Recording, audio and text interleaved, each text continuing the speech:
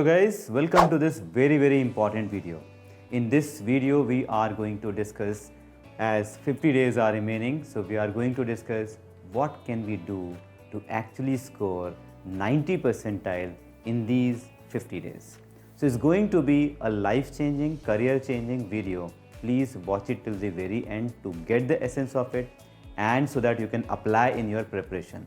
This video can actually revolutionize your preparation and help you achieve this target, because that's what the target of lakhs of people, that is getting a 99 percentile in CAT. So let's begin. The first and foremost things in getting is believe. Start believing that you can actually get a 99 percentile. I have seen people not having faith in themselves, and when they go and attempt a test, they mark a wrong answer because they don't have faith in their abilities. So first of all, start believing. I know most of you are not beginners. You started your preparation long back and you have actually solved many questions. You know basics. So start believing in yourself. That belief can take you afar. When you are confident, when you know what you are doing is right, you get more score. But when you are not confident, when you are uncertain, you don't get a lot of score. So rather than worrying about what will you get, how much percentile will you get, start believing. So first is believe. As simple as that. Simple word, yet effective. Now, we are sitting in October. We have almost 50 days remaining for that D-Day, for that CAT. What should we do in October? Well, the plan of October should be to increase attempts. Now, many people, you must have watched many videos, you must have heard many people say increase attempts. It's a myth. It's not that easy to increase attempt. The $1 million question is how? Okay, you have said me increase attempt, but how? So let's learn how. First of all, to increase attempts, what should you do is take some mocks. Appear in some mock test. People like us, or you must have subscribed to many places where you are getting mocks. Take few mocks. Why should you take few mocks? And what should you do after taking mocks? Analyze them. What do we mean by analyzing? Although we are going to record a full video on how to analyze a mock test, but here is a quick recap. For analyzing, first of all, solve all the questions again. I repeat, all questions. When I say all questions, it means questions that you have got incorrect, questions that you have not attempted, and even those questions that you have attempted and got correct. So solve all the questions again, then start categorizing them, whether they are from a particular area. For example, in case of VA, is it from RC, or is it from parajumbles, or is it from odd sentence? In case of QA, where it is from algebra or arithmetic, from what area? And then also categorize them, whether that question belongs to A category, B category, C category. A is something which are easy to do. So something that what we call at EdgeMakers A means abhi karo. And then B category, baad mein karo. That is difficult question that you should attempt later. And then C category, chhod do. So something that you should not attempt. So categorize all the questions in A, B, C and area wise, and then see what are you doing. What kind of questions are you attempting? What kind of questions you are getting wrong? It will help you immensely. So first thing, how to increase attempt? Take few mocks. Analyze those few mocks. Identify your strength and weakness areas. What happens is, let's say I'm not good at geometry. What I normally do, I leave all the questions of geometry and I like arithmetic. So what I do is I solve all the questions of arithmetic. So let's say there was 11 questions in arithmetic. Out of those 11 questions, there are 3 questions which are tough. And there was, let's say, 3 questions from geometry, but one of them was easy. What I normally do is I solve those 3 tough questions of arithmetic and I leave those easy questions from my strength area, like for my weakness area, like geometry.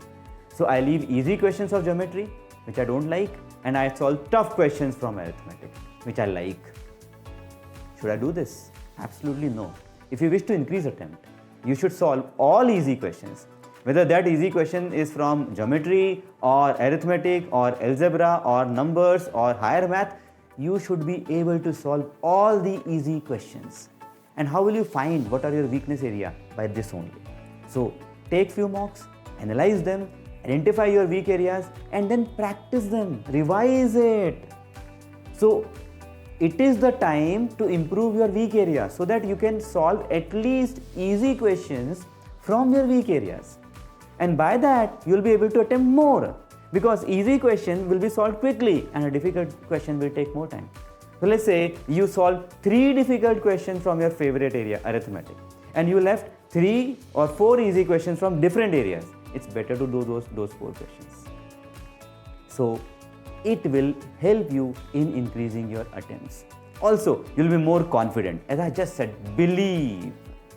When you know, I know all the areas, I can solve easy questions from all the areas, that confidence will be there, and that confidence will actually help you immensely. So revise and practice your weak areas. And for that, you need to identify, and for that, analyze. And after that, obviously, you should increase your attempts.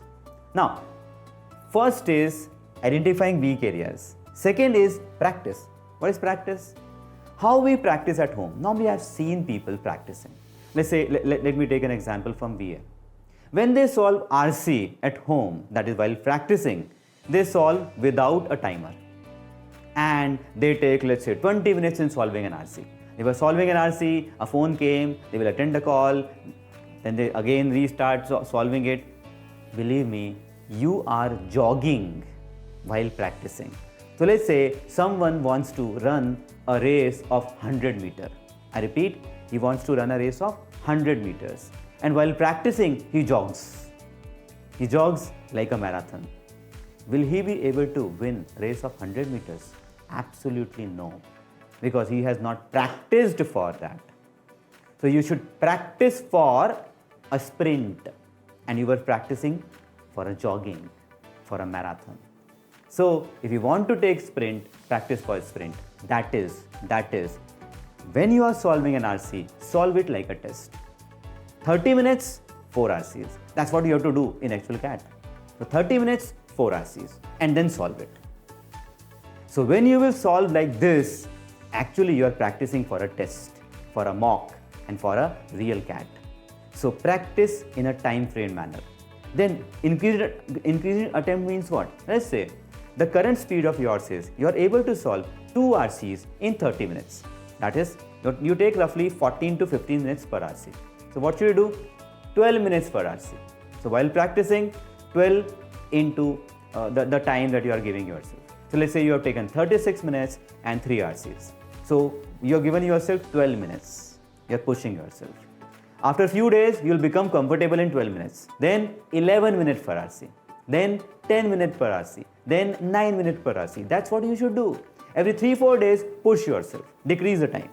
From 14, decrease to 13, 12, 11, 10, 9, and the target is 7 or 8. So that's how you do it. Practice it as if it is a real CAT, real test. Otherwise, you will not be able to increase attempt. What normally people do is, when people like us say increase attempt, they go to a mock and then just rush it. While rushing, they will make mistake and then feel like, oh, my accuracy has dropped. That's what I'm saying. Practice if you want to run a sprint, practice for a sprint. Fine. So identify your weak areas, practice accordingly, and increase your attempt. I hope this will help you. So first thing that you should do is find your weak areas and then practice like a real CAT.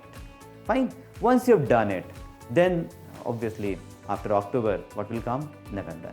And what should be our target for November? November target should be strategy. Now strategize. Now you know your weaknesses, you know your strengths, strategize. That is, how are you going to approach a test? How are you going to plan it? What questions you will do first, what later? Let's say a quiz section you can plan, let's say I have 40 minutes. In 20 minutes, I should be able to solve all the easy questions. That can be one of your targets. So start strategizing it. You can strategize, okay, I'll first attack all arithmetic questions, algebra questions, and let's say geometry questions. I'll leave rest. So this is your strategy. In VA, the strategy can be I'll start with RC, or the strategy can be I'll start with VA. That is I might solve para summaries first, because I am someone who take time to start. I need some questions, then I come in rhythm, and then I'm ready for RCs, because RCs you have to concentrate for a longer duration. So depending on your strategy, your temperament, experiment. That is, for finding your strategy, what should you do is, you should experiment in mocks. In different mocks, experiment. In one mock, let's take VA as an example. In one mock, try solving RC first. Let's say 2-3 mocks you tried RC first. Then 2-3 mocks you can start with VA first. In 1 or 2 mocks you can try few RCs, few VA, or vice versa. So experiment. Experimentation will help you explore and find out your winning strategy. Once you have found, this thing works for me. Although we are going to have a separate video for strategies, but I think I'm giving you some ideas. This will help you carve a strategy for yourself. So what you do is, you should find your strategy. What works for me? Once you have found it, then finalize it, then fine-tune your strategy. How do you fine-tune your strategy? You actually take many tests, multiple tests, following the same strategy. And then you fine-tune it. Here also what I can do is, let's say you thought of doing VA and then RCs first. Then you fine-tuned it. I'm not someone who is not very good at, let's say, para completion. So what should I do is, I'll solve all the other VA questions and I'll leave para jumbles at the end. So let's say if I get some time after RCs, I'll solve that para completion. Otherwise, I will leave those para completions. So your strategy was starting with VA, all VA, barring para completions, then RC, and then para completion, because you are not able to improve yourself in para completion. This is fine tuning. So you can fine tune the strategy depending on practice, and once you've done it, practice, analyze, practice, analyze, practice, analyze, practice, analyze. Practice a lot. Solve lot many tests. We too are providing many tests. So even if you are subscribed to a particular test series, you feel like you want more tests, then join us. But practice a lot. Make sure you are solving lots of tests, and not just solving, analyzing them. Analysis will actually increase your score. Do not solve, just take a test, analyze it as well. Many students do this mistake. They just take tests without analyzing. It will not help you that much.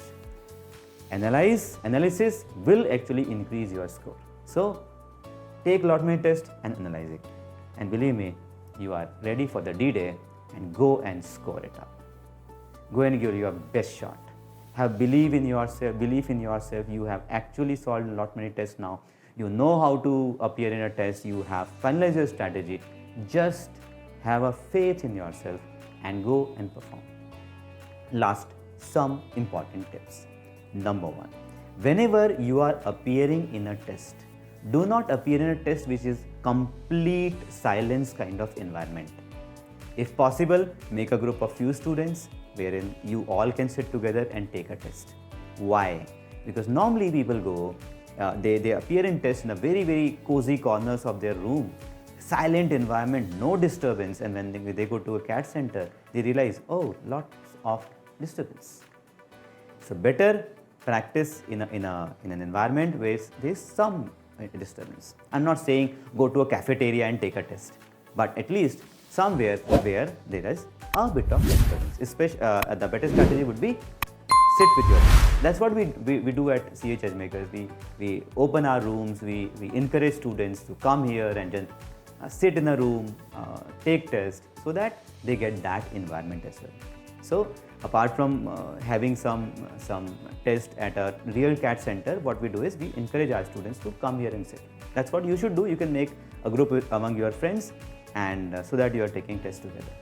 That's the last tip that I have to give you. Well, I know if you are going to use these strategies, you will perform really well in CAT. And with this, best of luck, best wishes for your CAT. Go and perform. Thank you so much for watching.